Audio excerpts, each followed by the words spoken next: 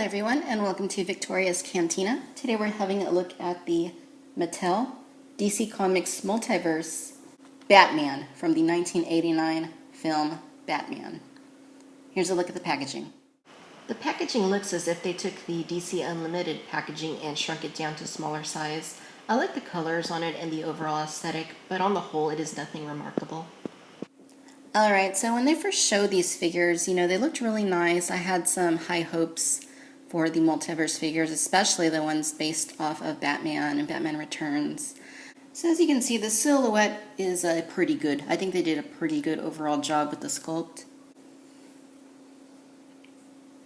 All things considered, I think the sculpt, it works. It's adequate for what this line is trying to accomplish. Up close there of the head. The head is okay. If anything, I'd say the paint is maybe a little sloppy, as you can see. Around the line where his face is, you can see some overspray from the mask, and that could have been quite a bit better. But on the whole, it doesn't look too bad. It looks like Michael Keaton's Batman in the original film. The ears, I think, are a little bit bulky. They look a little fat, maybe a little bit tall. But I get that they can't be too pointy, since that could be dangerous. But even so, I think that this could have been done a little bit better. As far as the body goes, that's basically what you get. What is cool is that you get the correct emblem from the original Batman film. And, you get his armor. His belt looks really nice. It looks a lot like it did in the movie. And then there's just the rest of him right there for you. Nice looking boots.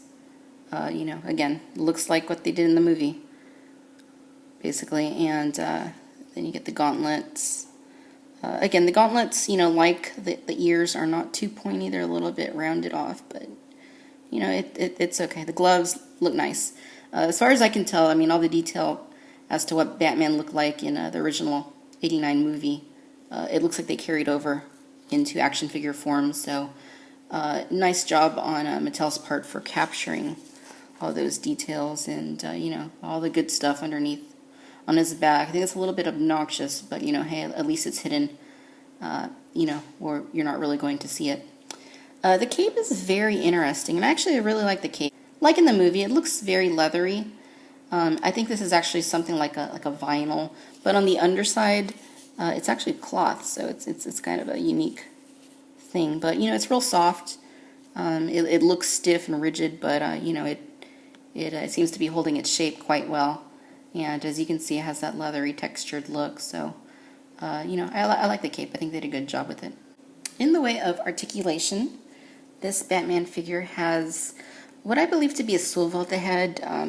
I guess it could be a ball joint. It doesn't look up and it doesn't look down, but, the way that it feels like it could very well be a ball joint just with restricted movement. But, for now I'm just going to say that it's swivel because that's really all you can do with it. He has ball hinges at the shoulders. He has bends at the elbows, rotations at the wrists, rotation at the waist. He has ball hinges at the hips, which have a very nice range of movement. They don't go back too far, but you can go forward and out quite a bit. He has swivels at the thigh, bends at the knees, and that is it. In the way of accessories, Batman has his grapple gun, and as you can see, it's a pretty lousy looking grapple gun. There's not much detail to it at all. In fact, the sculpt just looks very weak. It's almost like, I don't know, I don't know what happened, but all the details look like they got kind of melted away or something. But at least he has something, I guess. And Batman holds his grapple gun quite well. You do have to put it in his left hand since his right hand is a closed fist. Alright, now let's take a step back to 1989. And we have the original Kenner Batman from that year. Now, Toy Biz did these Batman figures initially before Kenner took over. I believe I do have that original figure somewhere. In fact, that's probably the first Batman figure I ever had. I'll need to take a look and see if I have him. But when Kenner took over the line, they kind of beefed up the figures a little bit, and, that's what you have here on the right is their original basic 1999 Batman figure. The new Mattel one is definitely an improvement. I think that goes without saying. He's definitely smaller and, maybe a little too small. I'm not too sure, but in any case, you can see that improvement has definitely been made in the last 15 years. All right, ladies and gentlemen, so there you have it. This is the Mattel DC Comics Multiverse Batman based on the 1989 film. All things considered, this is a pretty good figure. I think the sculpt is really nicely done. I think he might be a little bit small. And, while he's not perfect, I think for the most part, he's a pretty well-rounded figure. The likeness is really good. Paint's good. It's a little bit sloppy around the mask area. The cape I really like.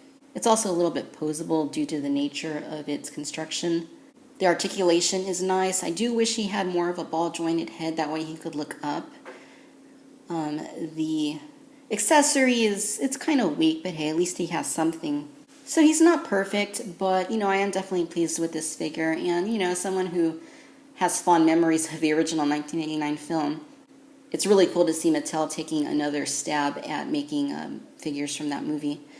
So if you like the original film, I definitely think this is one worth picking up. I believe Target has them for about $10.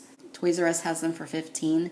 And sometimes you can get lucky online and get them for a pretty good price as well. So, just keep an eye out. I don't think that this particular figure is worth more than $10, though. So if you see them for more than that, you may want to hold off. Thanks for watching Victoria's Cantina. Until next time, bye-bye.